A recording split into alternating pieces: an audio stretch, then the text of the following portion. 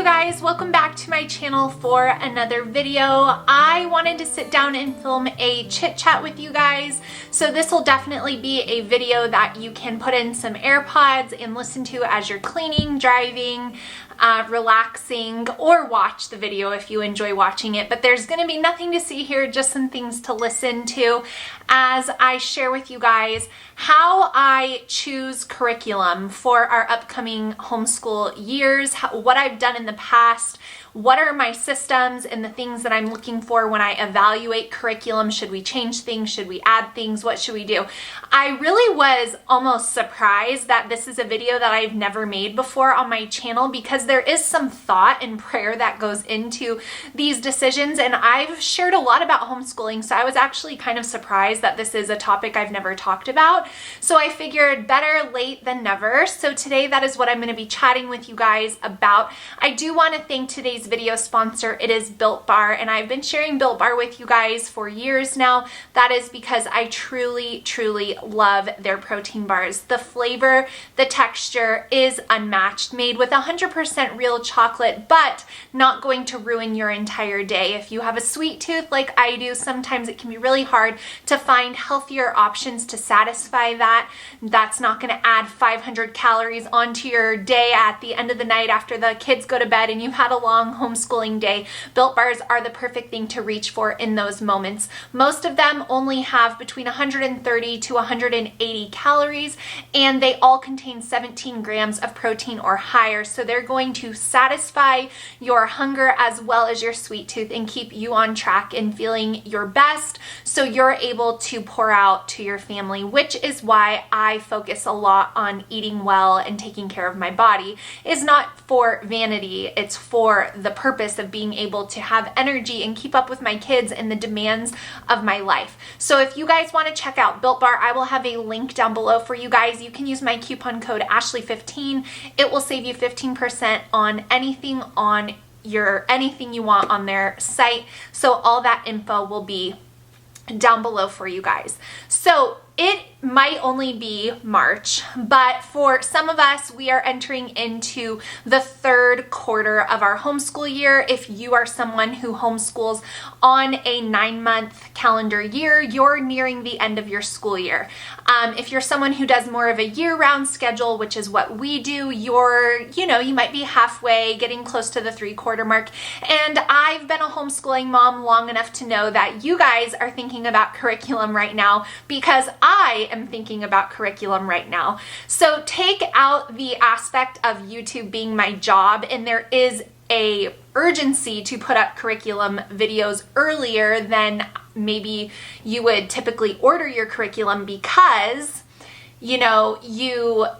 if I put them up in June or July, most of you are already going to have made your decision by then. So there's a reason why I do them earlier. But even if I wasn't making YouTube videos, I would still be thinking about it this time of year, and it's just something that happens. I love choosing the resources we use in our homeschool, but it's not something that I take lightly. And so I figured I would just share with you guys what my thoughts are on curriculum for the new year.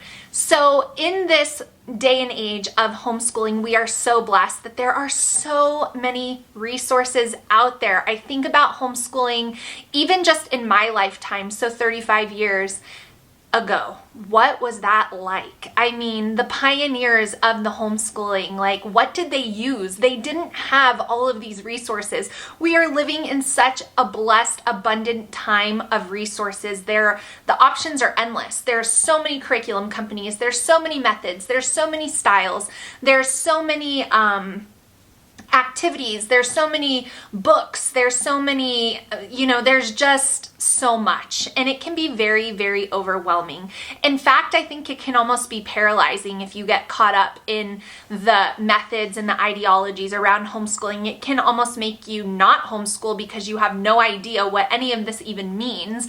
And that is why I have always strived to keep that out of what I share and more focus on the simplistic, like, this is actually how you do it, the practicality. Because when I was looking, I didn't want to hear about Charlotte Mason and Waldorf and Montessori, and I didn't want to hear about that. I wanted to see somebody homeschool. How do you do that? And I wanted practical. So that is something that I've really kept in the forefront of my mind throughout the last 6 years of being here on YouTube, is staying away from that and talking practically with you guys. Also, I believe it's evident if you've been watching me for a while that I am not someone who is always jumping ship from curriculums to curriculums. Now, I am not passing judgment on any other family who is making a change and they need to make a change. However, I do think there is benefit to having consistency in your curriculums in your homeschool. I've seen it, and I've seen the benefit of doing that. And now I'm not saying stick with something that isn't working for the sake of not changing things. But what I am saying is resist the temptation to always think that there's something better, something greater, something greener, something easier, something simpler, something faster. Like, just sometimes it's just best to stick with what you've got. So you're not going to hear me talk about changing curriculums and all this, because that's not something that I really that's not something that I think is a really great thing to do all of the time. Like, each year, everything your child uses is changing. I mean, in the beginning, there's some growing pains, and in life seasons, there's reasons to change, which you guys will hear as I talk about it. But I'm not someone who changes curriculum all the time, so know that. But when I do head into a school year and I assess what we are using across the board for all 4 of my kids, there are some questions that I ask myself. And the first one is, what has been working well and what has not been working well? Seems simple enough, right? That's a very basic question. But it's a twofold question, because what might be working well for me may not be working well for my kids. And what might be working well for my kids may not be working well for me. And the two definitely have to meet. I do think it is more important for the curriculum to be working well for the child and the mom be making accommodations for it to work well. But I just look at everything like, how's everybody feeling about everything? And it's just very topical, very surface level, and that's where I start. What is working and what is not working? When you say what is working, what does that mean? Well, it means everything. Are they learning from it? Are they being challenged in the right ways? Is it engaging? Are they interested? Is it working well with our schedule and the time that we have available for that? Like the cost, all the things. What's working? What's not working? That's where I start. Then from there, if something is working, I instantly remove that off the table. Like, if it's working and it's meeting all the needs, there is no reason to change it. So if it's working for them, it's working for me, they're learning, they're engaged, they're being challenged, all the things are being met, then that's not something I even look at changing. So right there, that dwindles me down to maybe only 1 or 2 things that I may consider changing for the upcoming school year, where I do not overhaul everything every year, as I've said. So once I identify what's working, I move that out of my brain. We're not thinking about changing things that are working. Because continuity, consistency, all very important in homeschooling when you're going to be doing it for the longevity. So once I've identified what is not working, then I will say, okay, so it's not working. What needs improvement? I identify what needs improvement. Are the lessons too long? Are they too dry and boring? Is the information too basic and my child's ready for something more advanced? Why is it not working? Once I identify why it's not working, I will literally get out my notebook and I will write down whatever it is not working for whatever child, and I write down why it's not working. Once I've done that, then I'm able to identify what it is I'm actually looking for in a new curriculum to replace whatever that subject was. So let's just say, for a sake of an example, science is not working. Why is it not working? Because the lessons are too long. Then I'm able to look at curriculums with that knowledge in the forefront of my mind that I am looking for something that is not going to take as long. So once you've identified what needs improvement, why it needs improvement, now you have a reason for what you are looking for. And that is so important, because the minute you type in homeschool science curriculums on Google, you are going to be inundated with stuff and you are going to be like, oh my gosh, so overwhelmed. Where do I choose? So that's why you have to know what you're looking for before you start even looking. So that is what I do when I am looking to change something for my children.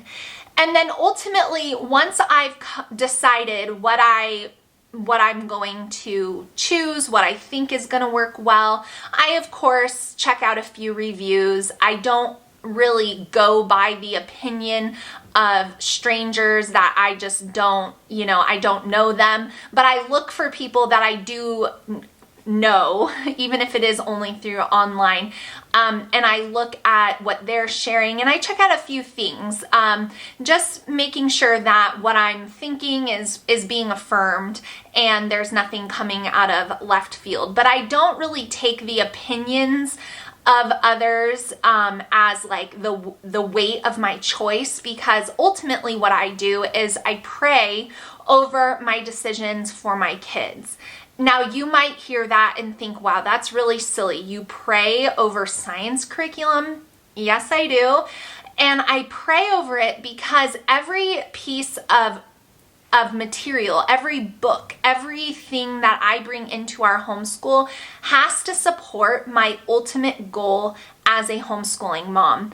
And my ultimate goal as a homeschooling mom is to not raise someone who goes to Harvard and has the intelligence of, of Isaac Newton. Although if that's the plan for their life, we are on board. But that is not what I am pursuing. I am pursuing my children knowing God and glorifying God in their lives. And so does this curriculum support that ultimate goal for them to know God deeply, to understand God's role in all things, in our science, in our math, in our reading, even in spelling and language? We see God in all of it when we actually look. So once I've made my choices, I will pray about them and I will just make sure that I feel confirmed that these resources are supporting me in my ultimate goal for my children. And then the last little question I ask myself when I'm choosing curriculum is, does this support my goal in home education for my house as a whole? So there's reason why you have to consider that if you're a mom of more than one child, because although you might love to sit down and spend an hour every day with your child doing 3 science experiments, if you have other children, unless they're joining you for that, that may not be the best fit for the family as a whole. And so sometimes you do have to make accommodations for a child for the benefit of the family unit, for the benefit of their siblings, for the benefit of your homeschool as a whole. So I will just make sure that whatever I'm thinking I'm choosing, is that going to support me in my goal for my home as a whole, not just that child individually. So that is basically my mental process of how I choose curriculum. I said it in the beginning and I'll say it again here. I am not someone who jumps ship on curriculum all the time because something new and more colorful comes out. There has to be a reason for me to be considering changing something in my home. Sometimes it has to do with my children needing a change, like you guys saw with math. As I headed into higher, junior high and high school, we needed a change there. And sometimes it has to do with just wanting to freshen something up. There is nothing wrong with that. But as just who I am, I strive on consistency, and homeschooling, I strive and thrive, that's what I was saying, on consistency, and homeschooling is definitely a part of that for me as well. So if you've watched, you've seen, I generally stick with what I start. So sometimes there's a need for something new. And also homeschool changes, and kids change, and seasons change, and what might be working this year or last year may not work for the future. And so there are reasons to change curriculums. So I just want to make sure people are hearing me. I'm not judging you if you're wanting to change things. I'm just saying for me, there has to be a bigger reason than something just looking cool and me thinking it might be fun. But that's kind of the mental process that I go through on how I choose curriculum. I wanted to share it with you guys because I know a lot of you are probably looking at curriculum for next year and thinking about what you might change. We will have a few changes in our curriculum for next school year. I've already determined that, and so I will be sharing that with you guys once I get all my curriculum and all of my ducks in a row, so to speak. So stay tuned for that. If you like homeschool content, then you definitely want to subscribe and give this video a thumbs up. This is the channel for you. If this video resonated with you or helped you at all, I would love if you would sound off in the comments below. I love hearing from you guys. Make sure you check out Built Bar using the link and the coupon code down below. I know you guys will love them. If you have never tried them before, check out the Built Puffs, marshmallow, chocolate covered goodness, but protein. Sign me up. Check it out. If you like that type of consistency, you will love them. So check them out down below. Thank you guys so much for watching. I hope this video was a blessing to you, and I will see you all in my next one really soon. Bye, friends.